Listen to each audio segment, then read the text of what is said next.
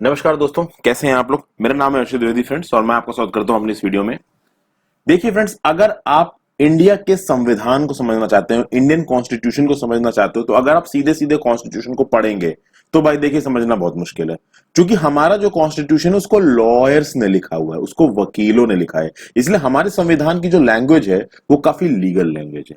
लेकिन अगर आपको हमारे संविधान को समझना है तो अगर आप इंडिया के सोशल कंटेक्स्ट, इकोनॉमिक कंटेक्स्ट और पॉलिटिकल कंटेक्स्ट को समझ सकते हो तो आप हमारे संविधान को भी बहुत आसानी से समझ सकते हो। तो देखिए, सोशल एंड पॉलिटिकल लाइफ इस टेक्स्ट बुक का टाइटल है, ये पार्ट 2 है। देखिए, इसका जो पहला पार्ट था उस पहले पार्ट को मैंने अभी तक कवर नहीं किया है, क्लास 6 के पार्ट को। उसका रीजन ये है कि वो बहुत ज्यादा बेसिक है। अगर आप बोलेंगे तो मैं उसको जरूर कवर करूंगा। अगर आपको चाहते हैं कि मैं उस फर्स्ट पार्ट को कवर करूं, क्लास 6 की सोशल एंड पॉलिटिकल लाइफ वाली किताब को टेकअप करूं, तो आप मुझे नीचे कमेंट्स के थ्रू बताइए। तो चैप्टर नंबर 1 है, यहां पे कांता देवी नाम की एक डोमेस्टिक वर्कर है, उसकी प्रॉब्लम्स को हम लोग यहां पे समझने की कोशिश करेंगे और उसके प्रॉब्लम्स के थ्रू हम लोग अपनी सोसाइटी की प्रॉब्लम्स को समझने की कोशिश करेंगे। अब देखिए, ऑन इक्वालिटी की अगर बात की जाए तो इंडिया एक डेमोक्रेसी है। डेमोक्रेसी का मतलब क्या होता है, एक सीधी सीधी भाषा में कहूं कि हम अपने लीडर्स को, अपने रूलर्स को खुद चुनते हैं। क्लास 6 की किताब में कुछ बेसिक एलिमेंट्स बताए गए थे इक्वालिटी के बारे में, ओके, और डेमोक्रेटिक गवर्नमेंट के बारे में। डेमोक्रेटिक गवर्नमेंट के बारे में जो सबसे पहला इंपॉर्टेंट फैक्टर बताया गया था, पीपल्स का पार्टिसिपेशन, लोगों का पार्टिसिपेशन। हम लोग ही हैं जो कि लोकसभा में जाके चुनावों में वोट डालते हैं। जब होते हैं ना भाई आपके लोकसभा के चुनाव, अभी मोदी जी प्राइम मिनिस्टर बन के बैठे हैं, उनकी पार्टी के पास, बीजेपी के पास कौन सी हाउस में सबसे ज्यादा सीटें हैं? लोकसभा में, लोअर हाउस में। तो उसके वोटिंग में आप लोग सीधे सीधे पार्टिसिपेट करते हैं। देखिए, हमारा इंडिया का जो पॉलिटिकल स्ट्रक्चर है थोड़ा सा कॉम्प्लेक्स है, पढ़ने में जब आपको पता चलेगा कि कुछ ऐसे रिप्रेजेंटेटिव्स है जो हमको सीधे चुनते हैं और कुछ ऐसे रिप्रेजेंटेटिव्स होते हैं जिनको हम चुनते हैं और फिर उन रिप्रेजेंटेटिव्स को वो रिप्रेजेंटेटिव चुनते हैं जिनको हमने चुना है। उसी तरीके से अगर आप स्टेट के अंदर स्टेट लेजिस्लेटिव असेंबली की बात कर लो, यानी कि मान लीजिए उत्तर प्रदेश में आप स्टेट लेजिस्लेटिव असेंबली के अगर चुनाव हो रहे हैं तो उनके लिए उत्तर प्रदेश के लोग वोट डालेंगे। ठीक है, तो ये दो तरीके के डायरेक्ट चुनाव के मैंने आपको एग्जांपल्स दिए। वैसे तो म्युनिसिपल बॉडीज के भी इलेक्शन होते हैं, पंचायत के भी इलेक्शन होते हैं, उस पर नहीं जाते। तो डेमोक्रेटिक गवर्नमेंट का सबसे पहला सिद्धांत है भाई लोग उसमें पार्टिसिपेट करेंगे। दूसरा सिद्धांत है रेजोल्यूशन ऑफ कॉन्फ्लिक्ट। अगर आपकी कोई प्रॉब्लम है तो उस प्रॉब्लम को रिजॉल्व करने के लिए आपके पास कुछ मैकेनिज्म्स मौजूद हैं। वो मैकेनिज्म्स आपका जुडिशरी हो सकता है और चीजें भी हो सकती हैं। इक्वालिटी, सबके बीच में बराबरी होगी और जस्टिस, आपको न्याय मिलेगा। इक्वालिटी इज अ वेरी की फीचर ऑफ डेमोक्रेसी। डेमोक्रेसी का एक बहुत इंपॉर्टेंट फैक्टर है इक्वालिटी, और इक्वालिटी से रिलेटेड ही हम लोग इस चैप्टर में बात करने वाले हैं। इक्वालिटी हमारी डेमोक्रेसी के लिए क्यों जरूरी है और कैसे इंडिया में हर कोई इक्वल है भी और नहीं भी। और यहां पे हम इस चीज को समझेंगे कांता की स्टोरी से। तो कांता, जैसा कि मैंने आपको शुरू में बताया था, एक डोमेस्टिक वर्कर है।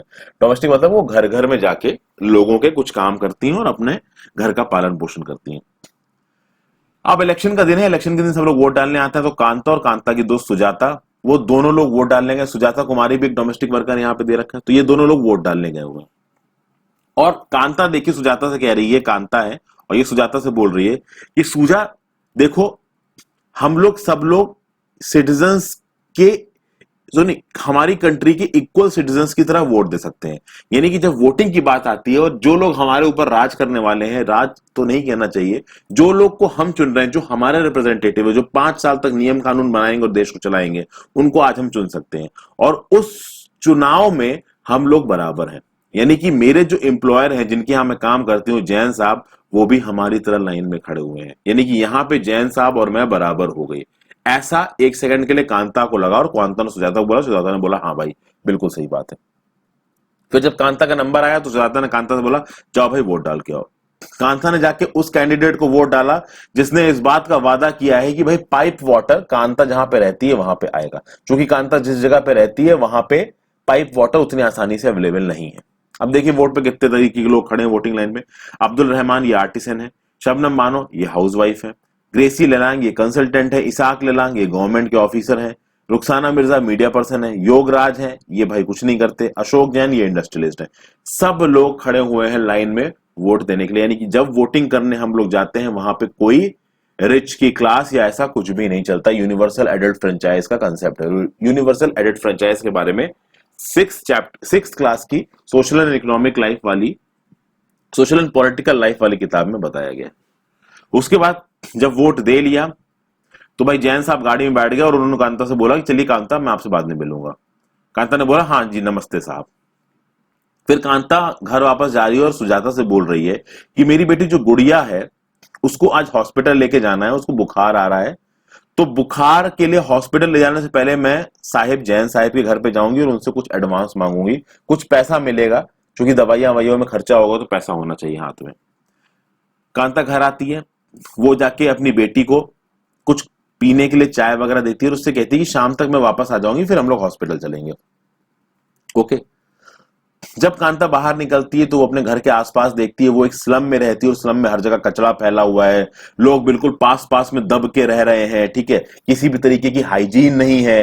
तो उस चक्कर में कांता सोचती है कि मेरी बेटी तो बीमार होगी ही, अक्सर कर बीमार होती रहती है। क्यों? क्योंकि वो जहां पे रह रहे हैं वो जगह साफ नहीं है, वहां गंदगी भरी पड़ी है। फिर कांता भाई जैन साहब के घर में पहुंचती है, जैन साहब की वाइफ बोल रही है कि आप लोग कोने में ठीक से पोछा लगाइए, जो नॉर्मली हाउसमेट से हम लोग बोलते हैं। फिर कांता ने मैडम से बोला होगा कि मुझे थोड़ा एडवांस दे दीजिए, मैडम ने एडवांस दे दिया, कहा बट इसकी हैबिट मत डालो, समय पे पैसे लिया करो। कांता ने बोला ठीक है मैडम। उस शाम को कांता अपनी बेटी को लेके हॉस्पिटल पहुंची। अब उसकी बेटी बीमार है, देखिए कैसे उसके कंधे पे चिपट के लेटी हुई, और वो अपनी बेटी को समझा रही बेटा कुछ नहीं, थोड़ी देर में पहुंच रहे हैं। और इस समय कांता के दिमाग में ख्याल आता है कि भाई जो जैन साहब हैं और जो जैन मैडम है जो उनकी वाइफ है, सुबह यही कांता लाइन में खड़े होकर सोच रही थी कि देखो हम लोग इस देश के बराबर के नागरिक हैं, मैं वोट देने के लिए लाइन में खड़ी हूं और मेरे जो एम्प्लॉयर है जैन साहब जिनके यहाँ मैं नौकरी करता हूं, जो मुझे पगार देते हैं, वो भी लाइन में खड़े हैं। लेकिन यहां पे जब वो अपनी बच्ची को लाइन में लेके खड़ी तो वो सोच रही है कि वोट देने के लिए सब लाइन में खड़े हैं, ठीक है, but they never have to do with their children and sick. यानी कि जब जैन साहब लाइन में खड़े थे तो जब वोट दे रहे थे तो वो उसी लाइन में खड़े थे जिस लाइन में कांता खड़ी है, लेकिन जब अपने बच्चों का इलाज करने की बारी आएगी तो जैन साहब को लाइन में नहीं खड़ा होना पड़ेगा और मुझे यहाँ पे अपनी बच्ची का इलाज कराने के लिए लाइन में खड़ा होना पड़ रहा है। तो यहाँ पे कुछ क्वेश्चंस उठ रहे हैं कांता के दिमाग में। Do you think Kanta has enough reason to doubt whether she is really equal? List 3 reasons from the story above that might make her feel like this. यानी कि क्या कांता के पास ये वजह है कि वो इस बात पे डाउट करे, इस बात पे संदेह दिखाए कि भाई वो इक्वल नहीं है इस सोसाइटी में, वो इस इक्वल नहीं है इस कंट्री में जहां पे वो रह रही है। सुबह सुबह तो उसको लगा था कि वो इक्वल है जब वोटिंग की लाइन में उसके एम्प्लॉयर जैन साहब साथ में खड़े थे, लेकिन यहां पे जब वो बेटी को लेके इंतजार कर रही है अपने नंबर का, तब उसको अपनी इक्वालिटी पे डाउट हो रहा है। तो क्या उसका ये डाउट होना सही है? देखते हैं यहां पर। देखिए, सबसे पहली बात है इक्वल राइट टू वोट की। स्टोरी किससे शुरू हुई कि कांता वोट देने के लिए लाइन में खड़ी है। ओके, अब आप उन सारे लोगों को देखिए जो उसके साथ लाइन में खड़े हुए थे। Kanta recognises her employer Ashok Jain and Chhote Lal, her neighbour in a democratic country. यानी कि कांता ने देखा कि भाई जो उनके एम्प्लॉयर हैं जैन साहब, वो भी उसकी तरह वोट देने के लिए लाइन में खड़े हैं, उसका जो पड़ोसी छोटे लाल वो भी उसकी तरह वोट देने के लिए लाइन में खड़ा हुआ है। अब जब डेमोक्रेटिक कंट्री की बात आती है, डेमोक्रेसी का मतलब ही यही है कि भाई सब लोग बराबर हैं, सब लोग बराबरी से वोट देंगे। तो इंडिया जैसी डेमोक्रेटिक कंट्री की बात आई तो चाहे कोई एक पर्सन कितना पढ़ा लिखा हो, चाहे वो किसी भी कास्ट का हो, चाहे वो किसी भी रिलीजन का हो, चाहे गरीब हो चाहे अमीर हो, वो बराबरी से वोट दे सकता है। यानी कि यूनिवर्सल एडल्ट फ्रेंचाइज का कंसेप्ट है और ये डेमोक्रेसी में बहुत इंपॉर्टेंट होता है। यूनिवर्सल एडल्ट फ्रेंचाइज के कंसेप्ट को आप कैसे समझेंगे? जैसे फॉर एग्जांपल आजादी से पहले, फ्रेंड्स, आजादी से पहले आपको पता नहीं है जो भी इलेक्शंस होते थे ना, उस इलेक्शंस में हर कोई वोट देने के लिए एलिजिबल नहीं होता था उस टाइम पे। उस इलेक्शन में वही आदमी वोट दे सकता था जिसके पास एक मिनिमम अमाउंट ऑफ इनकम हो, जिसपे वो एक मिनिमम अमाउंट ऑफ टैक्स दे रहा हो, उसके पास इतनी मिनिमम अमाउंट ऑफ जमीन हो। तो इस समय पे बहुत सारे ऐसे क्राइटेरिया होते थे आजादी से पहले, और जो लोग इन क्राइटेरिया को फुलफिल करते थे उनको वोट देने दिया जाता था, और वुमेन वगैरह को तो वोट देने ही नहीं दिया जाता था। इस तरीके की चीजें हमारी आजादी से पहले एग्जिस्ट करती थी। जब आजाद हुआ नेशन तो हमारे कॉन्स्टिट्यूशन मेकर्स ने और हमारे प्राइम मिनिस्टर जवाहरलाल नेहरू ने इस बात को एंश्योर किया कि देश में यूनिवर्सल एडल्ट फ्रेंचाइज आएगी। यूनिवर्सल एडल्ट फ्रेंचाइज मतलब कि कोई इंसान कितना भी गरीब है, कितना भी अमीर है, कितना भी टैक्स भर रहा है या वो टैक्सेबल ब्रैकेट में ही नहीं आता, चाहे वो किसी भी चाहे वो किसी रिलीजन का हो, कास्ट का हो, मेन हो, वुमेन हो, ट्रांसजेंडर हो, वो कोई भी हो, वो वोट डाल सकता है। इंडिया में इस बात की आजादी दी गई। तो एक पर्सन एक वोट डालेगा और इसको बोला जाएगा यूनिवर्सल एडल्ट फ्रेंचाइज। यानी ये नहीं होगा कि भाई एक अमीर आदमी है तो उसके वोट की कीमत ज्यादा है, गरीब की कम है, ऐसा नहीं होगा। और ये जो आइडिया है ना यूनिवर्सल एडल्ट फ्रेंचाइज का, this is based on the idea of equality. Okay, Kanta भाई वोट देने के लिए खुश थी, क्योंकि वो वोट देना उसको इस बात की खुशी दे रहा था कि वो बाकी सबके बराबर थी। लेकिन जैसे जैसे उसका दिन बीत रहा है, कांता को ये महसूस हो रहा है कि भाई वो एक्चुअली में बराबर नहीं है। अब कांता को ऐसा महसूस क्यों हो रहा है? कांता की दिन जिंदगी का एक दिन देखते। कांता एक स्लम में रहती है। स्लम क्या होता है? स्लम बेसिकली एक डेंस हैबिटेशन होती है दोस्तों, ठीक है। आपने अलग अलग तरीके की हैबिटेशंस देखी होंगी। भगवान करे कभी आपको स्लम ना देखना पड़े और ना स्लम के अंदर रहना पड़े, क्योंकि मैंने स्लम्स देखे हैं। मैं मुंबई में बहुत सालों से रह रहा हूं, मुझे स्लम्स को मैंने अंदर से जाके देखा है, चौल को भी जाके देखा है, स्लम को भी जाके देखा है। अगर आप लखनऊ यूपी वगैरह साइड में रहते हो, या किसी गांव में रहते हो, या किसी छोटे कब्जे में कस्बे में रहते हो, तो आप देखोगे कि वहां पे लोग ठीक ठाक अमाउंट के घर में रहते हैं। उनके घरों में काफी सारी जगह होती है, ठीक है, सैनिटेशन साफ सफाई होती है, इस तरीके की चीजें होती हैं। हर जगह नहीं होती, पर ज्यादातर जगह पे हमको दिखती हैं। जब आप एक स्लम में घुसोगे, जब आप चौल में घुसोगे, तो आप देखोगे कि भाई बहुत छोटे से इलाके में बहुत सारी, स्लम में तो बहुत सारी झोपड़पट्टियां आपस में घुसी रहेंगी। और चौल में क्या होता है कि पास में बहुत सारे छोटे छोटे सीमेंटेड घर होंगे, बट वो बहुत डेंस होंगे। बट चौल से भी ज्यादा डेंस होता है आपका स्लम। छोटी छोटी झोपड़पट्टियां एक दूसरे के साथ घुसी हुई होंगी, उस एक एक झोपड़पट्टी में चार चार लोग रह रहे होंगे, अगल बगल इतनी गंदगी होगी, अपना कूड़ा उठा के घर के बाहर ही फेंक देंगे। कुछ लोगों को अगर जाके, मतलब आप समझ रहे, एक्सक्रीशन का कोई प्रोसेस करना हो तो वो आसपास ही जाके करेंगे। तो मतलब गंदगी वहां की हवा में ही हो जाती है। और चूंकि वो स्लम में रहती है, गंदगी उसकी हवा में है, उसके घर के पास से एक नाला गुजरता है, इसलिए वहां पे बहुत सारी गंदगी है, बहुत सारे बैक्टीरियाज हैं, जिसके चक्कर में उसकी डॉटर अक्सर कर बीमार पड़ जाती है। अब कांता को अपनी बेटी को हॉस्पिटल लेके जाना, उसके पास उसके लिए पैसे भी चाहिए, ठीक है। और वो छुट्टी नहीं ले सकती, क्योंकि अगर वो छुट्टी ले लेगी तो फिर वो पैसा कहां से लाएगी? जो उसके एम्प्लॉयर्स है, जैन साहब और जैन मैडम, उससे जाके पैसा भी लेना है। प्लस जब वो अपना जॉब करती है घर में एक मेड की तरह, तो वो बहुत ज्यादा थक जाती है। और थकने के भी बाद, उसने वोट डाला, पूरे दिन काम किया, थकने के बाद फिर वो अपनी बेटी को हॉस्पिटल लेके जा रही है, और हॉस्पिटल के सामने एक लंबी लाइन में खड़ी है। और सोचिए, एक बच्चा बीमार है, वो उसकी गोद में है, और कांता उसको वहां पे लेके खड़ी हुई है। और खास बात उस गवर्नमेंट हॉस्पिटल के सामने यह है कि जितने भी लोग वहां पे लाइन लगा के खड़े हैं, वो सब पुअर हैं। यहां पे कांता ने एक चीज रियलाइज की, सुबह जो वोटिंग की लाइन लगी थी, वहां पे जितने लोग उस लाइन में खड़े थे, वो सारे के सारे गरीब नहीं थे, वो पुअर नहीं थे। बट गवर्नमेंट हॉस्पिटल के बाहर जो लाइनें लगती हैं, उसमें सब गरीब होते हैं। इसका मैं अपना खुद का एक एक्सपीरियंस आप लोगों के साथ शेयर करने चाहूंगा फ्रेंड्स। मैं एक बार राम मनोहर लोहिया हॉस्पिटल लखनऊ में, वहां पे एक बार गया। तो उस राम मनोहर लोहिया अस्पताल में मेरा किस्मत अच्छी थी कि मेरे पास एक रेफरेंस था। जब मैं अंदर घुसा, मैंने 1 रुपए का पर्चा बनवाया। पर्चे पे मैंने बताया कि सर मेरे को पीठ में दर्द हो रहा है, तो उन्होंने एक डॉक्टर को रेफर कर दिया। भाई मैं उस डॉक्टर के पास गया। उस डॉक्टर के पास में एक रेफरेंस से गया था, इसलिए कंपाउंडर मुझे अलग से अंदर लेके गया। लेकिन वो अलग से अंदर जाना मुझे बहुत खल गया, क्योंकि उस डॉक्टर के केबिन के बाहर एक लंबी लाइन लगी थी। कम से कम 50 लोग थे उस लाइन में। 50 people were standing in this line. और जो डॉक्टर्स के केबिन थे वो आसपास थे, और हर केबिन के पास 50 लोगों की कम से कम लाइन लगी हुई थी। ये एक सरकारी हॉस्पिटल का नजारा होता है दोस्तों। कभी जाके देखिएगा, आपको अच्छा नहीं लगेगा, आपको ये लगेगा कि भगवान करे कभी हॉस्पिटल आने की जरूरत ना पड़े। तो अब हम इक्वालिटी के काइंड्स की बात करते हैं। देखिए, कांता एक डेमोक्रेटिक कंट्री में रह रही है, उसकी तरह और भी बहुत सारे लोग डेमोक्रेटिक कंट्री में रह रहे हैं, उनके पास वोट देने का अधिकार है। बट उनकी लिविंग कंडीशंस ऐसी हैं, उनकी वर्किंग कंडीशंस ऐसी हैं कि भैया वो इक्वल है ही नहीं। जैसे कि आप एक डेली वेज वर्कर की बात कर लो, और एक ऐसे पर्सन की बात कर लो जो कि किसी बड़ी कंपनी में, मान लीजिए हैदराबाद की गूगल में 40 लाख के पैकेज पे काम कर रहा है। अब एक पर्सन जो हैदराबाद के गूगल में 40 लाख के पर्सन में काम कर रहा है, और एक डेली वेज लेबरर है आपका हैदराबाद। अब ये डेली वेज लेबरर हैदराबाद में 500 रुपए दिन की दिहाड़ी पे काम करता है, ठीक है। और ये हैदराबाद के पास, इस हैदराबाद से लगभग 400 किलोमीटर दूर उसका गांव है, इसकी पूरी फैमिली गांव में है। बट अपनी फैमिली को छोड़ के दिन के 500 रुपए के लिए हैदराबाद में आके काम कर रहा है। वहीं पे ये 40 लाख सालाना कमाने वाला एक गूगल टेकी भी हैदराबाद में रह रहा है। खास बात यह है कि जब ये डेली वेज लेबरर और जब ये टेकी वोट डालने जाएंगे तो इनकी वोट की कीमत एक एक ही होगी, लेकिन आप देख पा रहे हैं कि यहां पे इनकी पर्सनल वर्थ, क्रूड शब्दों में बोला जाए कि इनकी जो औकात है उसमें बहुत ज्यादा डिफरेंस है।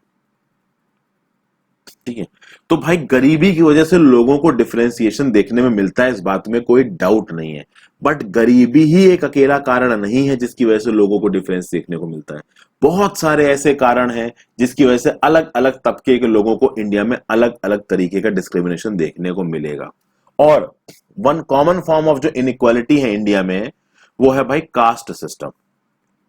अगर आप रूरल इंडिया में रहते हैं तो भैया आपकी कास्ट आइडेंटिटी बहुत ज्यादा डोमिनेंट हो जाती है। फॉर एग्जाम्पल, अगर आपने स्वदेश मूवी देखी हो तो स्वदेश मूवी में एक नासा में काम करने वाला इंजीनियर शाहरुख खान जब गांव में जाता है तो उसका गोत्र पूछ रहे होते हैं। यानी गांव वालों के लिए जरूरी क्या है? गोत्र। इस बात से कोई फर्क नहीं पड़ रहा कि वो नासा में साइंटिस्ट है, उन गांव वाले अनपढ़ों को यह पता ही नहीं है कि नासा होता क्या है। समझ गए? तो गांव में जहां पे लोगों के पास एजुकेशन नहीं है, वो पुराने ख्यालात को मानते हैं, वहां पे कास्ट सिस्टम बहुत ज्यादा डोमिनेंट है। ओके, वहीं पे अगर आप अर्बन इंडिया में बात करोगे तो अर्बन इंडिया में कास्ट सिस्टम अब डोमिनेंट नहीं रह गया। अर्बन इंडिया में लोग पढ़े लिखे हो गए हैं, जॉब करते हैं, सब लोग आसपास रहते हैं, दोस्ती की तरह रहते हैं। अब अगर आप किसी एक बड़े टेकी फर्म में काम कर रहे हो या किसी गवर्नमेंट डिपार्टमेंट में काम कर रहे हो मुंबई जैसे शहर में, दिल्ली जैसे शहर में, तो वहां पे आप अपने दोस्त का कास्ट नहीं देखोगे, नॉर्मली नहीं देखोगे, एक पढ़ा लिखा इंसान तो नहीं देखेगा। लेकिन क्या ये बात पूरी तरीके से सही है? भाई पूरी तरीके से सही नहीं है। ये कैसे आपको पता चलेगी? यहां पे देखिए कुछ एड्स दिख रहे हैं आपको। क्या एड दिख रहे हैं कि alliance invited for a 32 5 feet 4 inch fair beautiful girl working in IT company Mumbai. इनको एक लड़का चाहिए, वो लड़का का कास्ट नो बार लिख रखा है और साथ साथ लिख रखा है SC ST एक्सक्यूज। मतलब आप SC ST हमको आप लोग अप्रोच मत करिए। तो जब ये लिख रखा है तो कास्ट नो बार क्यों लिख रखा है? समझ गया बात को? तो यहां पे देखिए एक लड़की के लिए रिश्ता देखा जा रहा है और साथ साथ लिख रखा है SC ST एक्सक्यूज। उसी तरीके से यहां पे देखिए qualified beautiful tall girl for Gupta boy, मतलब बॉय गुप्ता ही होना चाहिए। यहां पे देखिए तमिल ब्राह्मण आयंगर ग्रूम चाहिए इनको स्पेसिफिकली, मतलब तमिल ब्राह्मण का भी एक सबसेक्ट आयंगर ग्रूम चाहिए इनको। तो ये सब पढ़े लिखे लोगों के एडवर्टीजमेंट है जो बड़े बड़े पेपर में देते थे, और भैया ये बड़े नॉर्मल एडवर्टीजमेंट है, आज की डेट में भी आपको दिख जाएंगे। तो ये एजुकेटेड क्लास के लोग हैं, पर एजुकेटेड क्लास के लोग अगर इस तरीके के एडवर्टीजमेंट्स दे रहे हैं शादी के रिस्पेक्ट में बड़े न्यूज़पेपर्स में, तो आप समझ सकते हैं कि एजुकेटेड क्लास के लोगों का भी माइंडसेट आज की डेट में भी कैसा है। कहने का मतलब है कि ये आज की डेट में भी कास्ट सिस्टम को फॉलो कर रहे हैं। अब यहां पे एक स्टोरी देखते हैं एक दलित के बच्चे की। ये स्टोरी सुनकर थोड़ा सा दिल पसीज जाता है, ठीक है, बट इस स्टोरी से बहुत कुछ सीखने को मिलेगा और खासकर उन लोगों को सीखने को मिलेगा जो कि अपर क्लास के हैं। एक दलित बच्चा था, ठीक है, एक स्टोरी क्लास 6 की किताब में भी है, उसको आप अलग करिए। तो उस क्लास 6 की किताब की स्टोरी से पता चलता है कि दलित शब्द का मतलब होता है सो कॉल्ड लोअर कास्ट। ठीक है, सो कॉल्ड लोअर कास्ट कहेंगे, लोअर कास्ट क्यों नहीं कहेंगे? क्योंकि हम कौन होते हैं भाई ये डिसाइड करने वाले कि कौन सी कास्ट नीचे है, कौन सी कास्ट ऊपर है? सबको तो भगवान ने बनाया है, या जो लोग भगवान को नहीं मानते हैं सबको किसी सुपर नेचुरल पावर ने बनाया है। एक ऐसी पावर है जिसको किसी ने भी नहीं देखा है। तो भाई इन लोअर कास्ट जो कि डिक्लेयर कर रखा भाई अपर कास्ट के लोगों ने कि लोअर कास्ट है, the so called lower caste, ये एक्चुअली में होनी नहीं चाहिए। बट चूंकि इस तरीके के डिस्क्रिमिनेशन सोसाइटी में एग्जिस्टेंट है तो इनको दलित नाम दिया गया। दलित का मतलब होता है ब्रोकन। लोअर कास्ट को बताने के लिए, रिप्रेजेंट करने के लिए इसका इस्तेमाल किया जाता है। ये वर्ड वैसे अच्छा है नहीं। अब यहां पे एक स्टोरी है, एक आपके राइटर हैं ओम प्रकाश वाल्मीकि, ये 1950 से 2000 के पीरियड में एक्टिव थे। ये एक फेमस दलित राइटर है। इन्होंने अपनी खुद की एक ऑटोबायोग्राफी लिखी जिसका नाम है जूठन। इन्होंने बड़ा मार्मिक दृश्य बचाया जब ये स्कूल में थे। स्कूल में जब ये होते थे तो ये क्लास में दूसरों से अलग बैठते थे और वो भी जमीन पे बैठते थे। क्लास में बैठने के लिए मैट्स हुआ करती थी, पर जहां पे ये बैठते थे वहां मैट्स खत्म हो जाया करती थी। अगर मैट पे जगह भी हो तो भी इनको मैट पे नहीं बैठाया जाएगा, दूर बैठाया जाएगा दूसरों से, दूसरों के पीछे बैठाया जाएगा, दरवाजा के किनारे बैठाया जाएगा। कभी कभी इनके साथ के बच्चे, इनके टीचर्स इनको मारते थे बिना किसी वजह के। जब ये क्लास 4th में थे तो एक किस्सा है कि इनके स्कूल के हेडमास्टर ने ओम प्रकाश से कहा कि तुम बाहर निकल जाओ और जाके ग्राउंड पे झाड़ू लगाओ। और ग्राउंड इतना बड़ा था, और बच्चा, चौथी क्लास का बच्चा कितना बड़ा होता है आप खुद सोच लीजिए। चौथी क्लास का बच्चा ज्यादा से ज्यादा 9 साल का होगा, ठीक है, 9-10 साल का होगा। तो इस 9-10 साल के बच्चे से उन्होंने पूरे ग्राउंड में झाड़ू लगवाई। वो छोटा सा बच्चा पूरे ग्राउंड में झाड़ू लगाते लगाते थक गया, उसका पूरा चेहरा गंदगी से भर गया, ठीक है, गंदगी उसके मुंह में चली गई। और जब वो ये झाड़ू लगा रहा था तब बच्चे क्लास के अंदर पढ़ रहे थे और वो झाड़ू लगा रहा था। हेडमास्टर अपने रूम में बैठ के ये सब कुछ होता हुआ देख रहा था। एक्चुअली वही वो इससे ये काम करवा रहा था। उसको पीने तक के लिए पानी भी नहीं दिया। पूरे दिन बैठ के उसने झाड़ू लगाया, स्कूल पे जो दरवाजे थे, विंडोज थे क्लासेस के, उनको साफ किया। और ये सब कुछ सारे टीचर्स की आंखों के सामने, सारे बच्चों की आंखों के सामने हो रहा था। और ये एक दिन नहीं, कई दिनों तक होता रहा। एक दिन से इसी बच्चे के पापा स्कूल के पास से निकल गए और उन्होंने देखा कि उसका बच्चा झाड़ू लगा रहा है। ऑब्वियस सी बात है, किसी भी बाप को गुस्सा आ जाएगा। उसने टीचर्स को कन्फ्रंट किया और फिर ओम प्रकाश का हाथ पकड़ के उसको वहां से लेके चले गए, चिल्लाते हुए कि तुम टीचर हो और तुम टीचर हो के ऐसा कर रहे हो। मैं अपने बच्चे को यहां से लेके जा रहा हूं, पर यह याद रखना कि वो यही स्कूल में पढ़ेगा और ऐसे बहुत से बच्चे यही स्कूल में पढ़ेंगे। इस स्टोरी को देख के फ्रेंड्स आपको क्या लगता है, क्या यह स्टोरी सही थी? किसने ठेका दिया उस हेडमास्टर को या बाकी बच्चों को कि इस छोटे बच्चों को परेशान किया जाए? कौन थे ये धर्म के ठेकेदार या कास्ट के ठेकेदार, और कहां से इनको ये अथॉरिटी मिली ये करने की? ठीक है, कहते हैं ना कि जो पुराने जमाने में, अब मैं किसी को कुछ नहीं कहना चाहूंगा, मैं खुद ही एक ब्राह्मण हूं, पर जो चीज गलत है भाई वो गलत है, ठीक है, उसको आप सही नहीं बोल सकते। पुराने जमाने में जो हायर कास्ट थी ना, उन्होंने अपनी बादशाहत को बचाने के लिए लोअर कास्ट को दबा दिया ताकि वो सुपीरियर बन के रहे। हिंदुइज्म धर्म को उन्होंने प्योरीफाई किया, ऐसा उनका कहना था। बट उन्होंने हिंदुइज्म धर्म को प्योरीफाई नहीं किया, उन्होंने हिंदुइज्म धर्म को अंदर से कमजोर बना दिया। ठीक है, उन्होंने कुछ नहीं किया, उल्टा धर्म का नुकसान किया उन्होंने, अगर देखा जाए एक तरीके से। और किसने इन लोगों को अथॉरिटी दी थी धर्म का ठेकेदार बनने की? कौन उतर के आया था? किसी ने अथॉरिटी नहीं दी थी। इन लोगों ने अपने ताकतवर होने का फायदा उठा के दूसरे को कमजोर बना के अपना राज किया। समझ गए? तो ये हुआ था उस टाइम पे। चलिए, ये स्टोरी खत्म हो गई। एक दूसरी स्टोरी है। ये स्टोरी, जो सेकंड स्टोरी है, ये एक ऐसा स्टूडेंट है जो इंडिया की लार्ज सिटी में हो, मुंबई दिल्ली जैसी सिटी में मान लीजिए। एक मिस्टर और मिसेस अंसारी हैं, न्यूली वेडेड कपल हैं। ये भाई एक सिटी में आते हैं, घर ढूंढ रहे हैं रहने के लिए। मिस्टर अंसारी और मिसेस अंसारी सिटी में नौकरी कर रहे हैं, मान लीजिए दिल्ली में, घर ढूंढ रहे हैं रहने के लिए, भाई कहीं रहा जाए। तो एक प्रॉपर्टी डीलर से मिलते हैं। प्रॉपर्टी डीलर उनको कुछ अपार्टमेंट दिखाता है कि भाई ये लोग रेंट पे अवेलेबल है। जब वो पहले अपार्टमेंट में जाते हैं, मिस्टर और मिसेस अंसारी को वो अपार्टमेंट बहुत अच्छा लगता है, वो बोलते हैं हम इसको लेंगे। जैसे इस अपार्टमेंट की मालकिन को उनका नाम पता चलता है कि भाई ये तो मुस्लिम्स हैं, वो एक्सक्यूज बना देती है। वो कहती है कि भाई यहाँ पे इस बिल्डिंग में लोग नॉन वेजिटेरियन नहीं खाते, हम केवल वेजिटेरियन को कमरा देते हैं। वहीं पे ये मालूम पड़ता है कि भाई बगल के घर से तो भैया फिश बनने की, मछली बनने की खुशबू आ रही है।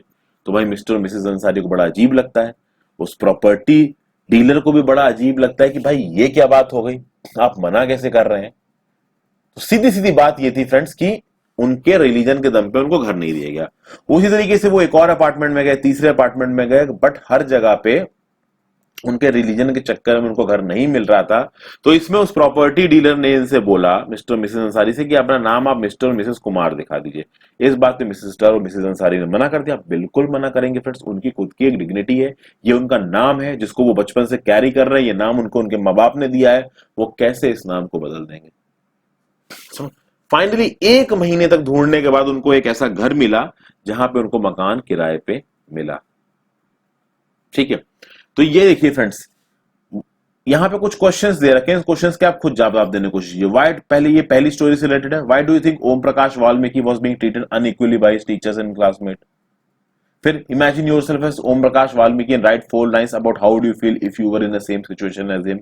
इसको आप लिखिए फ्रेंड्स। एक्चुअली ये लिख के आप इस बात को समझ सकोगे कि वो जो बच्चा था ओम प्रकाश, वो उस समय पे कितनी परेशानी में था। फिर अगला क्या है, why do you think Ansaris were being treated unequally? Why would you do if you were in Ansari's position and could not find a place to live because some people did not live next to you? want to live next to you because of the religion you practice? तो इस तरीके की चीजों का आप जवाब देने की कोशिश कीजिए एक बार खुद से। ओके, अब हम यहां पे बात करते हैं डिग्निटी को। इन्हीं दो चीजों को हम लोग डिग्निटी से जोड़ेंगे। जो दो स्टोरीज हमने पहले सुनी है, इसको डिग्निटी से जोड़ते हैं। देखिए, हम जिंदगी में हमारे साथ क्या हो रहा है, इस चीज को हमने देखा कि हम हमारे साथ जिंदगी में क्या हो रहा है, ये काफी हद तक इस बात पे भी डिपेंड करेगा कि भाई हम किस कास्ट में पैदा हुए, किस रिलीजन को हम मानते हैं, जबकि ऐसा होना नहीं चाहिए। ठीक है, कभी कभी इस बात पे भी डिपेंड करता है कि भाई हम लड़के हैं या फीमेल है, मेल है या फीमेल है। तो ये सब चीजें जो कि हमारे कंट्रोल के बाहर है। अब हम किस कास्ट में पैदा हुए, ये हमारे कंट्रोल के बाहर है। हम किस रिलीजन में पैदा हुए, ये हमारे कंट्रोल के बाहर है। वो अलग बात है कि रिलीजन चेंज कर सकते हैं, बट फिर भी हम मेल है या फीमेल पैदा हुए, ये हमारे कंट्रोल के बाहर है। तो ये चीजें हमारे कंट्रोल के बाहर थी, बट फिर भी इन चीजों की वजह से डिस्क्रिमिनेट किया गया मिस्टर ओम प्रकाश के अगेंस्ट में और मिस्टर अंसारी के अगेंस्ट में। तो Om Prakash, Valmiki and Ansaris are being treated unequally on the basis of differences of caste and religion. अब जब भी आप किसी भी पर्सन को कास्ट या रिलीजन के बेसिस पे अनइक्वली ट्रीट करेंगे तो आप उसकी डिग्निटी को हर्ट करेंगे, उसके ऑनर को हर्ट करेंगे। तो dignity of Om Prakash and mister Ansari, दोनों की डिग्निटीज वायलेट हुई थी क्योंकि उनको सही तरीके से ट्रीट नहीं किया गया था। ओम प्रकाश वाल्मीकि की स्कूलमेट्स और टीचरों ने उसके साथ बदतमीजी की, उसकी डिग्निटी को नुकसान पहुंचाया। और चूंकि ओम प्रकाश वाल्मीकि बहुत छोटा था तो वो सिचुएशन को उतनी सही से टैकल नहीं कर पाया।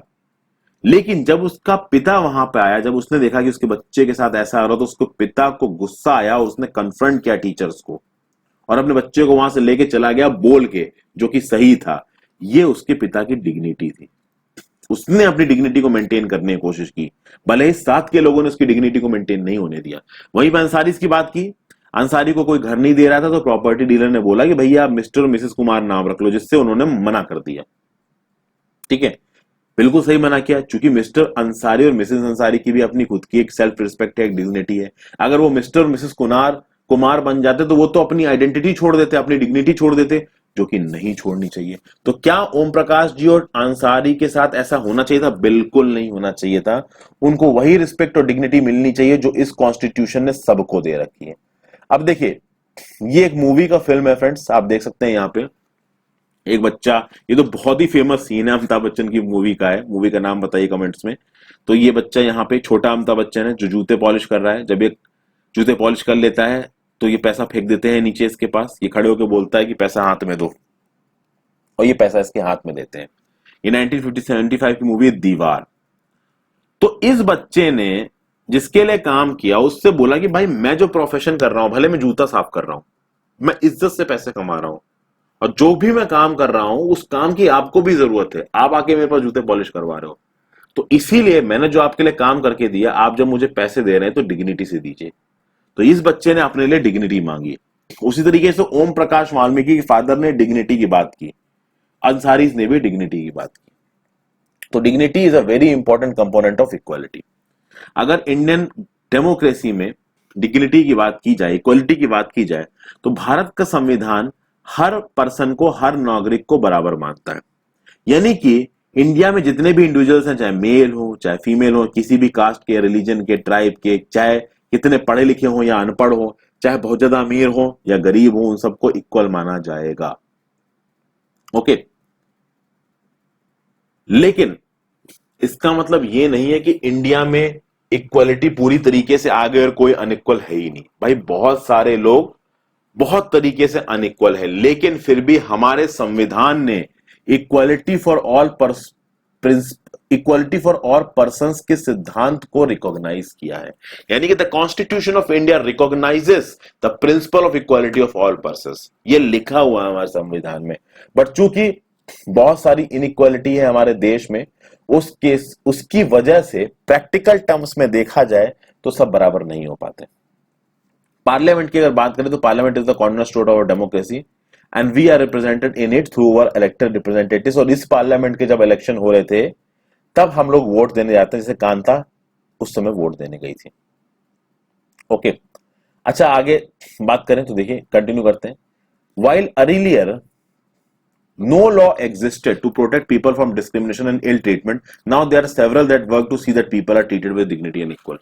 आजादी से पहले तो भाई ऐसा कोई लॉ नहीं था कि भाई डिग्निटी और इक्वलिटी को इंश्योर करने के लिए, बट आजादी के बाद बहुत सारे ऐसे लॉज आए, और जो इंडिया में कॉन्स्टिट्यूशंस हैं, फंडामेंटल राइट्स को इंसर्ट किया गया। अगर आप देखोगे article 12 to 35 of the Indian constitution talks about fundamental rights, और ये फंडामेंटल राइट्स इक्वलिटी को बहुत हद तक इंश्योर करते हैं। इसमें आर्टिकल 15 बहुत इंपॉर्टेंट है, आर्टिकल 17 बहुत इंपॉर्टेंट है, एबोलिशन ऑफ अनटचेबिलिटी। इन सब के बारे में मैं धीरे धीरे बात करूंगा, यहां बात नहीं करूंगा, क्योंकि यहां पे हम किसी और कंटेक्स्ट में बात कर रहे हैं। अब उसमें मैं आर्टिकल घुसेड़ के बीच में बताने लगूं तो वो सही नहीं होगा।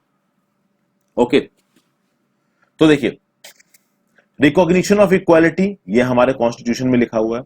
कॉन्स्टिट्यूशन क्या बोलता है कि every person is equal before the law, भाई कानून के सामने हर पर्सन बराबर है। यानी कि चाहे वो देश का प्रेसिडेंट हो, राष्ट्रपति हो, और चाहे वो कांता हो जो कि किसी ऑर्डिनरी घर में डोमेस्टिक वर्कर की तरह काम कर रही है, मेड की तरह काम कर रही है, वो they are both subject to the same laws. दोनों पे एक ही किस्म के लॉज अप्लाई होंगे, अलग अलग लॉज अप्लाई नहीं होंगे। और किसी भी पर्सन के अगेंस्ट उनके धर्म, उनकी रेस, उनकी जाति, उनके प्लेस ऑफ बर्थ, उनके सेक्स, यानी कि वो मेल है या फीमेल है, इस बेसिस पे डिस्क्रिमिनेशन नहीं किया जा सकता। तीसरी चीज हमारा संविधान क्या बोलता है कि भैया जितने भी पब्लिक प्लेसेस हैं, अभी पब्लिक की डेफिनेशन क्या है मैं आपको बताऊंगा। पब्लिक की डेफिनेशन आप गवर्नमेंट समझ लीजिए, ठीक है। तो जितने भी पब्लिक प्लेसेस हैं, उन पब्लिक प्लेसेस के पास सबका एक्सेस होगा, किसी का एक्सेस रोका नहीं जा सकता है। जैसे प्लेग्राउंड्स है, होटल्स हो गए, शॉप्स हो गए, मार्केट्स हो गए, यहां पे हर कोई जा सकता है। यानी यहां पे आप इकोनॉमिक स्टेटस के हिसाब से सेग्रीगेशन नहीं कर सकते कि आप नहीं जाओगे, आप नहीं जाओगे। अब ऑब्वियस सी बात है फ्रेंड्स, यहां पे पब्लिक प्लेसेस की बात कर रहा हूं मैं, प्राइवेट प्लेसेस की बात नहीं कर रहा हूं। मान लीजिए कोई एक प्राइवेट स्कूल है और उसकी एक प्रॉपर्टी है, उसका प्लेग्राउंड, तो आप ये नहीं बोल सकते हो कि भाई ये प्लेग्राउंड है, मैं आऊंगा यहाँ पे। अगर वो प्राइवेट किसी इंटिटी की प्रॉपर्टी है तो आप नहीं जा सकते। अगर पब्लिक प्रॉपर्टी है, गवर्नमेंट की प्रॉपर्टी है, तो आप जा सकते हो। अब गवर्नमेंट की प्रॉपर्टी क्या क्या होती है, आप कुछ सोचिए भाई कि गवर्नमेंट की क्या क्या तरीके की ऐसी प्रॉपर्टीज हो सकती है जहां पे जाने से मना नहीं किया जा सकता। आगे देखते हैं धीरे धीरे ये क्या प्रॉपर्टीज है, सब कुछ आपके सामने आते जाएंगी। जो लोग होते हैं अलग अलग तरीके की चीजों का इस्तेमाल करते हैं। सड़कें हैं दोस्तों, सड़कों पे तो सब चलते हैं, ठीक है। क्या सड़कों पे किसी से पूछा जाता है कि भैया तुम्हारा इकोनॉमिक स्टेटस क्या है, तुम यहाँ कैसे आ गए, ठीक है। क्या बेदिंग घाट्स में नहाते वक्त आपसे ये पूछा जाता है कि आप यहाँ कैसे आ गए। क्या पब्लिकली अवेलेबल वेल्स में आपको रोका जा सकता है, नहीं रोका जा सकता है। कॉन्स्टिट्यूशन ऑफ इंडिया ने इस बात को इंश्योर किया कि आपको नहीं रोका जाएगा। फिर untouchability has been abolished. Article 17 of the Indian constitution ने अनटचेबिलिटी को अबॉलिश कर दिया। पहले के समय पे क्या होता था फ्रेंड्स कि अनटचेबल्स की बहुत हालत खराब थी, उनको कोई छूता नहीं था, दूर से अगर उनको कोई देख लेता था तो नहाने चला जाता था। इस हद तक उनके खिलाफ डिस्क्रिमिनेशन था, पर उसको अब लॉ से बैन कर दिया गया है। तो इस तरीके की चीजें सरकार ने करी हैं। आर्टिकल 15, 16, 17, 14 इन सबको धीरे धीरे कॉन्स्टिट्यूशन में देखेंगे। वैसे तो मैं पढ़ा चुका हूं, मैं एक बार और कॉन्स्टिट्यूशन इंडियन पॉलिटी लक्ष्मीकांत की वीडियोस बनाऊंगा, वहां पे और डिटेल में डिस्कस करूंगा, ठीक है। तो वो दो तरीके जिसमें गवर्नमेंट ने इक्वालिटी के प्रिंसिपल को गारंटी किया है, पहला तो यह कि उन्होंने नियम बना रखे, कानून बना रखे हैं इक्वालिटी की प्रिंसिपल को गारंटी करने के लिए। दूसरा, रेगुलरली बहुत सारे गवर्नमेंट प्रोग्राम्स और गवर्नमेंट स्कीम्स चलती हैं ताकि डिसएडवांटेज कम्युनिटीज की मदद की जाए। जैसे फॉर एग्जांपल इंटरनेशनल लेवल पे सस्टेनेबल डेवलपमेंट गोल चलते हैं। पहले क्या चलते थे, मिलेनियम डेवलपमेंट गोल चलते थे। मिलेनियम डेवलपमेंट गोल कब से कब तक वैलिड थे, 2000 से 2015 तक। जब ये मिलेनियम डेवलपमेंट गोल्स खत्म हुए तो क्या शुरू हुआ, सस्टेनेबल डेवलपमेंट गोल 2015 से 2030 तक। अभी की डेट में सस्टेनेबल डेवलपमेंट गोल चल रहा है, और सस्टेनेबल डेवलपमेंट गोल का गोल 2 है जीरो हंगर। भाई कोई भी भूखा नहीं रहेगा। तो अगर कोई भी भूखा नहीं रहेगा, अगर ये सस्टेनेबल डेवलपमेंट गोल का गोल है, तो इसके लिए भारत सरकार यहां बहुत सारे नियम उठाती है, कदम उठाती है, जिससे कोई भूखा ना रहे। तो भाई खाने में सब्सिडी दी जाएगी। खाने में सब्सिडी कैसे दी जाएगी, पब्लिक डिस्ट्रीब्यूशन सिस्टम में आपका एक कार्ड बनेगा, राशन कार्ड बनेगा। आप जिस कैटेगरी को भी बिलोंग करते हो, मान लीजिए आप इकोनॉमिकली वीकर सेक्शंस को बिलोंग करते हो, लो इनकम ग्रुप को बिलोंग करते हो, तो उस हिसाब से आपको राशन का कोटा अलॉट किया जाएगा। आप रेगुलरली जाके उस पीडीएस की दुकान से, जो कि स्टेट गवर्नमेंट की दुकान होती है, अपने राशन का कोटा उठा सकते हो। तो इस तरीके की बहुत सारी स्कीम्स चलाती है गवर्नमेंट। एक स्कीम गवर्नमेंट चलाई है मिड डे मील की, जहां पे बच्चों को खाना दिया जाता है, उसके बारे में अभी हम आगे बात करेंगे। तो बहुत अलग अलग तरीके के लॉज और बहुत अलग अलग तरीके की स्कीम गवर्नमेंट ने चला रखी है, ताकि जो डिसएडवांटेज्ड कम्युनिटीज हैं, जो गरीब कम्युनिटीज हैं, उनको सहारा मिल सके। ओके, एक ऐसा स्टेप जैसा कि मैंने पहले ही बताया, मिड डे मील स्कीम में। अब मिड डे मील स्कीम को पहली बार इंट्रोड्यूस किया गया था तमिलनाडु में, और 2001 में तमिलनाडु में इंप्लीमेंटेशन के बाद सुप्रीम कोर्ट ने सारे स्टेट गवर्नमेंट से बोला कि ये प्रोग्राम भैया आप अपने स्कूलों के अंदर 6 महीने में लागू करो। और ये मिड डे मील स्कीम क्या कहता है? This refers to the programme introduced in all government elementary schools to provide children with cooked lunch. यानी कि जितने भी गवर्नमेंट के एलिमेंट्री स्कूल्स हैं, वहां पे जो बच्चे पढ़ने आते हैं, उन बच्चे को फ्री कुक्ड लंच दिया जाएगा। और ये लंच काफी अच्छी क्वालिटी का होता है, इसमें दूध वगैरह सब कुछ होता है। ठीक है, तो ये बहुत अच्छा इनिशिएटिव है, और इस इनिशिएटिव के बहुत सारे पॉजिटिव इफेक्ट्स रहे हैं। सबसे पहला पॉजिटिव इफेक्ट तो ये कि जिन बच्चों को खाने को नहीं मिल रहा था, वो बेचारे खाने के बहाने ही स्कूल में जाने लगे कि भाई लंच मिलेगा गरम गरम, और इसी बहाने वो पढ़ने भी लगे। तो जब आप पढ़ेंगे तो आपकी ह्यूमन रिसोर्स बढ़ेंगे। जब आप एक पढ़ाई के माहौल में पहुंचेंगे, तब आपको देखेगा कि भाई दुनिया में कुछ और भी है करने को, एक मौका मिलेगा उनको आगे बढ़ने का। ओके, तो देखा गया कि भाई जो बहुत सारे गरीब बच्चों का जो इनरोलमेंट रेट था स्कूल में, इनरोलमेंट रेट था स्कूल में, वो बढ़ गया। फिर क्या होता था, पहले जब इस मिड डे मील स्कीम को लागू नहीं किया गया था, तो बच्चे सुबह आते थे पढ़ने के लिए, लंच के समय घर लंच करने चले जाते थे और घर से लौट के ही नहीं आते थे। अब क्या हो गया कि जब लंच का इंतजाम स्कूल में कर दिया गया, तो बहुत सारे बच्चे तो लंच ही करने स्कूल आ रहे थे, और जो बच्चे पढ़ने आते थे अब उनको वापस घर जाने की जरूरत नहीं है। जब वापस घर जाने की जरूरत नहीं है, लंच उनको स्कूल में मिल रहा है, तो जो उनकी अटेंडेंस है स्कूल में वो भी बढ़ रही है। ओके, फिर जो माएँ थी जो घर पे काम करती थी, पहले वो इसी टेंशन में रहती थी, बच्चों को खाना खिलाना, बच्चा स्कूल से आ रहा होगा, इस तरीके की टेंशन उनके दिमाग में रहती थी। अब माएँ सुबह ही टेंशन फ्री हो जाती हैं कि भाई बच्चे को खाना तो स्कूल में ही मिल जाएगा, हम अपने काम करते रहते हैं। और फिर जब सारे बच्चे एक जगह बैठ के खा रहे हैं, तो वहीं पे हायर क्लास के बच्चे भी पढ़ रहे हैं, वहीं पे तो सो कॉल्ड लोअर क्लास के बच्चे भी पढ़ रहे हैं। तो जब सारे बच्चे एक साथ बैठ के खाएंगे, सब एक दूसरे के दोस्त बनेंगे, तो ये जो कास्ट प्रेजुडाइसेस है, जो रिलीजियस प्रेजुडाइसेस है, ये खत्म होंगे, और ये ओवरऑल इंडियन सोसाइटी की इक्वालिटी को बढ़ाएगा, इक्वालिटी और यूनिटी को बढ़ाएगा। फिर जब ये खाना बनता है, तो इस खाने को बनाने के लिए बहुत सारी दलित वुमेन्स को एम्प्लॉयमेंट मिलता है, इसकी वजह से भी कास्ट डिस्टिंक्शंस हैं वो कम होते हैं। ओके, और प्लस बच्चों का जो आप कह सकते हैं बॉडी मास इंडेक्स है, बच्चों का जो न्यूट्रिशन का लेवल है वो भी बढ़ रहा है, उसमें वेस्टिंग और स्टंटिंग कम होगी, क्योंकि एक टाइम का गर्मा गर्म खाना पेट भर के जब उनको मिलेगा, ये एक बहुत बड़ी चीज है। देखिए, एक टाइम का गर्मा गर्म खाना हो सकता है आपके लिए बड़ी बात ना हो, बट आपको ये पता होना चाहिए कि इंडिया में ऐसे बहुत सारे बच्चे हैं, केवल बच्चे ही नहीं, ऐसे बहुत सारे एडल्ट्स हैं जिनको पेट भर के खाना नसीब नहीं हो रहा है। ओके, उसके बाद अब गवर्नमेंट प्रोग्राम्स चलाए गए हैं, और उसकी वजह से इक्वालिटी ऑफ अपॉर्चुनिटी में थोड़ा सा इंप्रूवमेंट आया है, लेकिन अभी भी बहुत सारा इंप्रूवमेंट करने की जरूरत है। भले ही आपने mid day meal school programme चला दिया जिसकी वजह से पुअर बच्चे आके स्कूल में पढ़ने लगे, लेकिन अभी भी वो स्कूल जो कि गवर्नमेंट है और जो कि रूरल एरियाज में है, और वो स्कूल जो कि प्राइवेट है और जो कि अर्बन एरियाज में, उनको काफी बड़ा फर्क है। अमीर बच्चों वाले जो स्कूल्स होते हैं, वहां पे बहुत अलग अलग तरीके के रिसोर्सेज होते हैं, समझाने के बहुत अलग अलग तरीके होते हैं, और अनफॉर्चुनेटली वहां के बच्चे ज्यादा सीख रहे हैं कंपेयर टू दो स्टूडेंट्स जो कि गरीब एरियाज में रहते हैं और सरकारी स्कूलों में पढ़ते हैं। ठीक है, आज भी इंडिया में ऐसे बहुत सारे स्कूल्स हैं जहां पे बहुत सारे दलित बच्चों के अगेंस्ट में डिस्क्रिमिनेशन किया जाता है, बिल्कुल वैसा ही डिस्क्रिमिनेशन जो कि ओम प्रकाश वाल्मीकि के साथ किया गया था।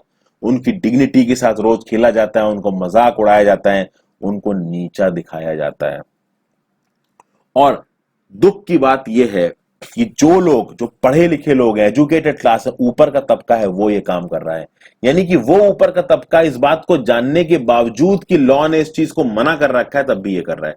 बट फ्रेंड्स, अब हमको ऐसा नहीं कहना चाहिए, क्योंकि धीरे धीरे चीजें सुधर रही हैं। अर्बन एरियाज में तो देखिए चीजें सुधरी हैं, रूरल एरियाज में अभी पूरी तरीके से नहीं सुधरी है। लोगों के एटीट्यूड को बदलने में प्रॉब्लम लगती है। एक प्रॉब्लम यह है कि आज भी ये चीज एटीट्यूड एग्जिस्ट करती है। भाई, हमारे आजादी मिले 70 साल हो चुके हैं, उसके बाद भी अगर ये चीज आज एग्जिस्ट कर रही है, इसका मतलब यह है कि लोगों के एटीट्यूड में, लोगों का जो इनेट नेचर है उसमें चेंज होने में प्रॉब्लम आती है। और वो चेंज तब होगा जब उन लोगों की सोच में चेंज होगा। इसलिए जरूरी ये है कि जो नई जनरेशन है आज की डेट में, वो अपनी सोच में फर्क लाए, क्योंकि जब उसकी सोच में फर्क लाएगा तो वो अपने बच्चों को वही चीजें सिखाएंगे। जब वो अपने बच्चों को वही चीजें सिखाएंगे तो सोसाइटी में बहुत सारी चीजें बदलेंगी। ठीक है। अच्छा, अभी इक्वालिटी की बात की जाए, यहाँ पे एक बहुत अच्छा कोट है डॉक्टर अंबेडकर जी का। फ्रेंड्स, डॉक्टर अंबेडकर जी के वर्ड्स हैं, आप जाके यहाँ पे पढ़िए, काफी सारी चीजें आपको अच्छी पता करने को मिलेंगी। और एक चीज मैं यहाँ पे लाइन बस बोलना चाहूंगा कि nothing is more disgraceful for a brave man than to live life devoid of self respect. B R Ambedkar ji ने बोला कि किसी भी ताकतवर इंसान, ताकतवर तो नहीं कहना चाहिए, किसी भी ब्रेव इंसान में, जो हिम्मत वाला इंसान है, उस हिम्मत वाले इंसान से इससे ज्यादा शर्म की बात नहीं हो सकती कि वो सेल्फ रिस्पेक्ट के बिना जिए। हर हिम्मत वाले इंसान को सेल्फ रिस्पेक्ट के साथ जीना चाहिए। अब issue of equality and other democracies की बात करते हैं। भैया, दूसरी डेमोक्रेसीज में क्या हालात है? क्या इंडिया ही एक ऐसी जगह है जहां पे भैया डिस्क्रिमिनेशन है? क्या कहीं और डिस्क्रिमिनेशन होता है? भैया, दुनिया भर में डिस्क्रिमिनेशन के एग्जाम्पल्स मिलते हैं, और डिस्क्रिमिनेशन के एग्जाम्पल्स डेमोक्रेटिक कंट्रीज में मिले हैं। इंडिया के बाद जो बड़ी डेमोक्रेसीज आती है उनमें आती है यूनाइटेड स्टेट्स ऑफ अमेरिका। और यूनाइटेड स्टेट्स ऑफ अमेरिका में बहुत लंबे समय के लिए स्लेवरी की प्रथा चली है। इस स्लेवरी की प्रथा में क्या होता था कि अफ्रीका से स्लेव्स लाए जाते थे और उनको भाई जानवरों की तरह रखा जाता था, सारा काम उनसे करवाया जाता था। अमेरिका में दो हिस्से बटे हुए थे, एक जगह पे स्लेवरी बैन थी और एक जगह पे स्लेवरी धड़ल्ले से चल रही थी। लेकिन धीरे धीरे भाई स्लेवरी खत्म हुई। लेकिन स्लेवरी खत्म होने के बाद भी जो उनके नाते, जो मतलब अफ्रीकन अमेरिकन की जो नेक्स्ट रेस है ना, वो आज की डेट में जो रह रही है अमेरिका में, वो आज की डेट में भी उनकी लाइफ व्हाइट अमेरिकन से काफी खराब है। उनका स्टेटस बहुत अनइक्वल है, वो बहुत पुअर है। वो अभी भी उस लेवल पे नहीं आ पाए हैं जिस लेवल पे व्हाइट अमेरिकन है। शुरुआत में उनकी हालत बहुत खराब थी। उनको इक्वल राइट्स मूवमेंट के लिए हुआ क्या फ्रेंड्स, देखिए 1950 में एक मूवमेंट चलाया गया और इस मूवमेंट का एम क्या था कि भैया इक्वल राइट्स, बराबर के राइट्स देने हैं अफ्रीकन अमेरिकन को। पहले क्या होता था यूनाइटेड स्टेट्स में कि अफ्रीकन अमेरिकन को अनइक्वली ट्रीट किया जाता था, और लॉ ने भी, कानून ने भी उनको इक्वालिटी नहीं दे रखी थी। यानी पहले कुछ इस तरीके के नियम हुआ करते थे अमेरिका में कि बस में अगर कोई ब्लैक पर्सन सीट पे बैठा है और अगर कोई व्हाइट पर्सन आ जाएगा तो ऑटोमेटिकली उस ब्लैक पर्सन को खड़े हो जाना और व्हाइट पर्सन को सीट देनी है। लेकिन एक रोजा पार्क्स करके एक ब्रेव वुमेन थी, 1913 से 2005 में वो एक्टिव थी। वो एक अफ्रीकन अमेरिकन वुमेन थी। एक दिन का काम करके वो घर लौट रही थी, काफी थकी हुई थी। एक व्हाइट मैन आया, उनसे उठने को कहा, उन्होंने उठने को मना कर दिया 1 दिसंबर 1955 की। और उनके रिफ्यूजल से एक एजिटेशन शुरू हुआ, और इस एजिटेशन में अफ्रीकन अमेरिकन ने बढ़ चढ़ के हिस्सा लिया। और ऐसा नहीं है फ्रेंड्स कि सिर्फ अफ्रीकन अमेरिकन ने बढ़ चढ़ के हिस्सा लिया, व्हाइट सोसाइटी के लोग में भी बहुत सारे लोगों ने सपोर्ट किया था इस चीज को। अगर स्लेवरी से रिलेटेड आपको समझना हो, जानना हो कि किस तरीके की स्लेवरी उस समय पर हुआ करती थी, तो एक मूवी है 12 years a slave. 12 years a slave है, बहुत ही बेहतरीन मूवी, उसको जाके देखिए फ्रेंड्स। और एक और सवाल आपसे पूछना चाहूंगा कि अमेरिका के एक ऐसे राष्ट्रपति का नाम बताइए जिन्होंने लिटरली लड़ाई करी, एक मूवमेंट को स्पीयरहेड किया स्लेवरी को खत्म करने के लिए। इस राष्ट्रपति का नाम था अब्राहम लिंकन। ठीक है, अब्राहम लिंकन। ओके, तो जब इस लेडी रोजा पार्क्स ने इस व्हाइट मैन को बैठने की जगह नहीं दी, तो उसके बाद एक मूवमेंट शुरू हुआ। उस मूवमेंट का नाम था सिविल राइट्स मूवमेंट। और फाइनली एक सिविल राइट्स एक्ट पास हुआ 1964 में, जिसपे डिस्क्रिमिनेशन को प्रोहिबिट कर दिया गया on the basis of race, religion और नेशनल ओरिजिन। इसने बोला कि भाई अफ्रीकन अमेरिकन चिल्ड्रन, जो कि पहले जिनके लिए अलग स्कूल हुआ करते थे, अब वो सब एक स्कूल में पढ़ सकते हैं व्हाइट चिल्ड्रन के साथ साथ। ओके, और बहुत सारे अलग अलग तरीके के राइट्स दिए गए इन अफ्रीकन अमेरिकन को। अफ्रीकन अमेरिकन आज भी पुअरेस्ट लॉट में आते हैं यूएसए में। ठीक है, उसके बाद बहुत सारे अफ्रीकन अमेरिकन चिल्ड्रन थे ना, पहले सिर्फ गवर्नमेंट स्कूल्स में जा पाते थे, जिनमें बहुत कम फैसिलिटीज होती थी और उनमें अच्छे टीचर्स भी नहीं हुआ करते थे।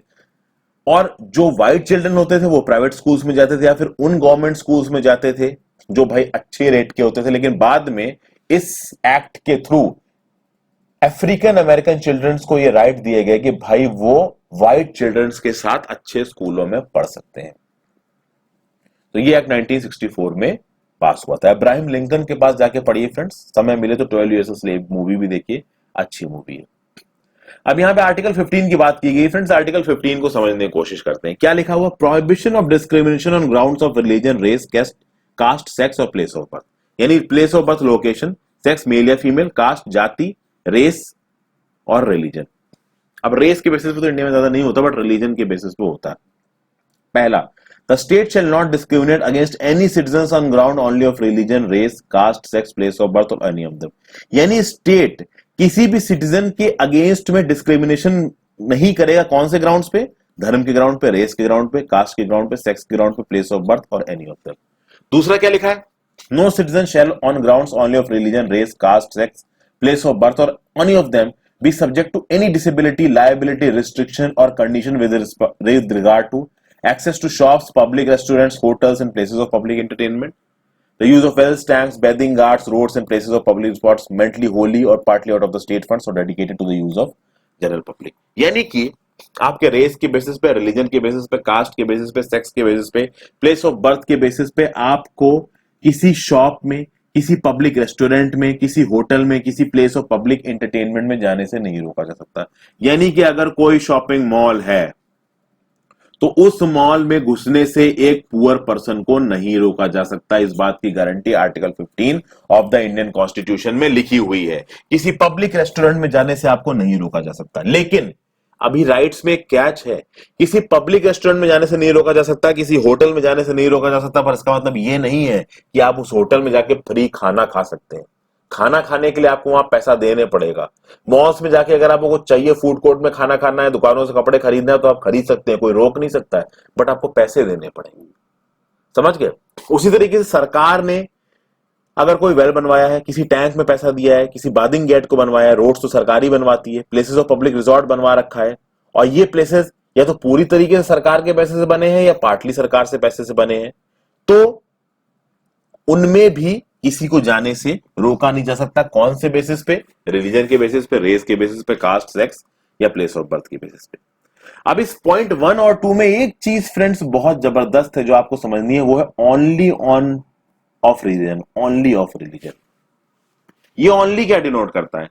ये ओनली ये डिनोट करता है कि स्टेट आपके अगेंस्ट डिस्क्रिमिनेट नहीं कर सकता ओनली ऑन रिलीजन, यानी केवल रिलीजन, रेस, कास्ट, सेक्स या प्लेस ऑफ बर्थ के बेसिस पे आपके अगेंस्ट डिस्क्रिमिनेट नहीं कर सकता, बट बाकी चीजों के बेसिस पे आपको डिस्क्रिमिनेट कर सकता है फ्रेंड्स। वो बाकी चीजों के बेसिस पे आपको वो डिस्क्रिमिनेट कर सकता है। इसका एक एग्जांपल देता हूं मैं फ्रेंड्स आपको। जैसे कि मान लीजिए कि मध्य प्रदेश गवर्नमेंट ने कोई नौकरी निकाली, ठीक है, ध्यान दीजिए, मध्य प्रदेश गवर्नमेंट ने कोई नौकरी निकाली और उस मध्य प्रदेश गवर्नमेंट ने अपने स्टेट में उस नौकरी की एलिजिबिलिटी के लिए जो अपर एज लिमिट रखी, वो रखी 32 साल। यानी कि जो मध्य प्रदेश के निवासी हैं, अगर वो 32 साल की उम्र के हैं तो वो गवर्नमेंट जॉब में अपीयर हो सकते हैं। और यही एज लिमिट मान लीजिए, मैं एक हाइपोथेटिकल सिचुएशन दे रहा हूं, बाकी स्टेट्स के लिए उन्होंने रखी 24 साल। यानी बाकी स्टेट्स के लोग अगर उस मध्य प्रदेश का वो एग्जाम देंगे तो केवल 24 साल तक की उम्र के होंगे तभी वो दे सकते हैं, नहीं तो नहीं दे सकते। अब यहां पे एक डिस्क्रिमिनेशन हो रहा है कि भाई मध्य प्रदेश के जो निवासी हैं अगर वो 32 साल तक के भी हैं तब भी वो परीक्षा दे सकते हैं, लेकिन मध्य प्रदेश के बाहर के निवासी का 24 साल या उससे कम का होना जरूरी है उस परीक्षा को देने के लिए। तो क्या वो आर्टिकल 15 का वायलेशन है? वो आर्टिकल 15 का वायलेशन नहीं है दोस्तों, क्योंकि आर्टिकल 15 में क्या लिखा है? रिलीजन, रेस, कास्ट, सेक्स और प्लेस ऑफ बर्थ के बेसिस पे आप डिस्क्रिमिनेट नहीं कर सकते हैं। लेकिन ये तो कोई क्राइटेरिया नहीं था ना। इवन जॉब में भी एक रीजनेबल अमाउंट ऑफ रिस्ट्रिक्शंस लगाए जा सकते हैं। मान लीजिए कि आपको कोई जॉब मिली, अब एक पर्टिकुलर जॉब को लेने के लिए आपको उस जगह का डोमिसाइल होना जरूरी है। एक एग्जांपल देता हूं, आपने रिजर्वेशन के बारे में सुना होगा फ्रेंड्स, बैकवर्ड क्लासेस को ओबीसी, एससी, एसटी रिजर्वेशन कोटे के बारे में सबको पता है। इसका एक बहुत बेस्ट एग्जांपल दे रहा हूं। एससी, एसटी और ओबीसी कोटे अलग अलग स्टेट गवर्नमेंट्स में हर जगह पे है। मतलब एससी एसटी का कोटा आपका मध्य प्रदेश में भी आपको मिलेगा और आपका उत्तर प्रदेश में मिलेगा। लेकिन उत्तर प्रदेश में मान लीजिए यूपी पीसीएस का एग्जाम हुआ और उस यूपी पीसीएस के एग्जाम में कुछ लोग जनरल कैटेगरी सिलेक्ट होंगे, कुछ लोग एससी कैटेगरी सिलेक्ट होंगे, कुछ लोग एसटी कैटेगरी सिलेक्ट होंगे, कुछ लोग ओबीसी सिलेक्ट होंगे।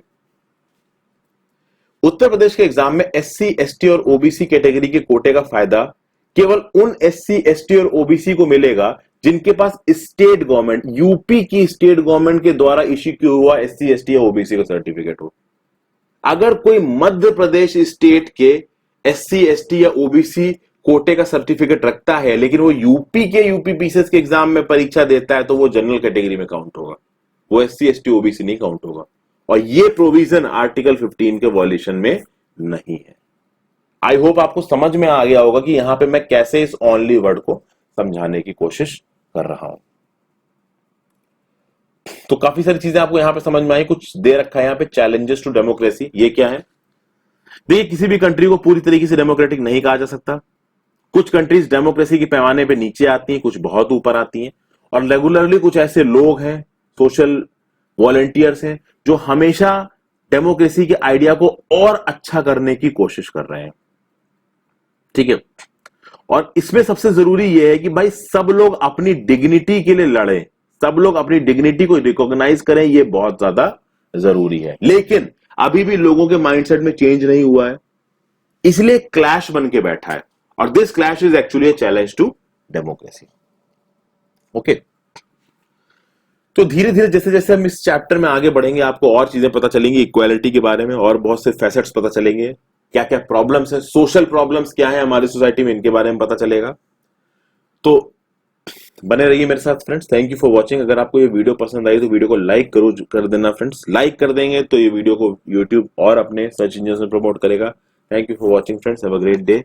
ध्यान रखिए अपना।